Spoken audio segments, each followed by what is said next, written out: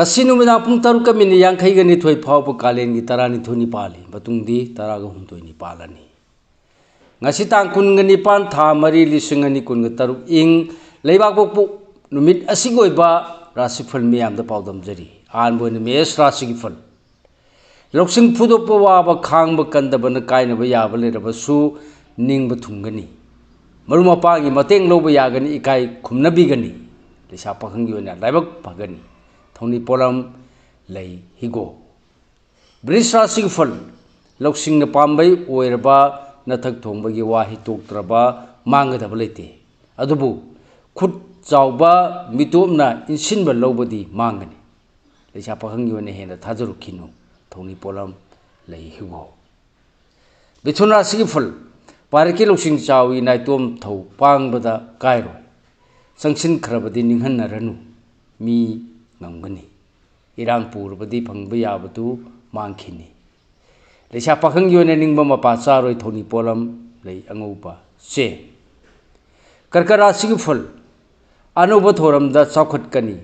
nakha thabagi mateng lowbasu kana jagani thoram sindokpade haiba watli arang harak siksil leisa pakhang yone wanga hitrabadi chopkani thoni polam lei asangba kismis mathang de lokhat saba singara sigfal kiba singnaba apha punaba amadi hoya phabana naral da taina balera su landabana lan tansinba ngamjagani nasana nai phangani leisa pakhang yone yakayeng na chatpa phagani thoni polam lei higo kaniara sigfal lan phangbagi nungai jaba wanom thongom kanaba amadi miyamga mari phagalakpa thengnagani arapatagi pau nungai ba tagani leisa pakhang yone ningjaba thungani thoni polam lei chini angang tulara sigfal nasang narandi chakhutkani imung manung wa tanaba amadi thona phudokpa matang chagani seksindrabadi khutagi maman naidaba mangkhini leisa pakhang yone ningbana ma oi thoni polam lei angouba sangom brisra sigfal asau loinarabadi nungsa thiba nangani hakjang nungai roi wangang haitrabadi chopkani lai guru nadi chanbigani laibak phagani leisa pakhang yona mai pakani thoni polam lei chini angangba dhanu rasi ki phal mitoptagi kanaba thajadana phangjagani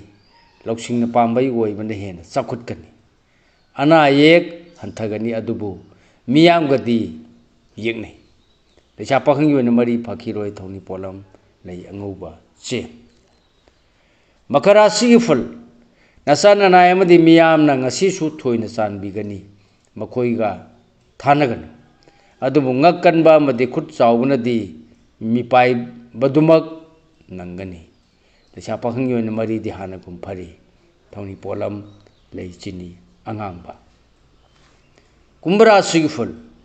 loksing ithok thoktaba haithoi singdoiba watpana naran mahanjaba yai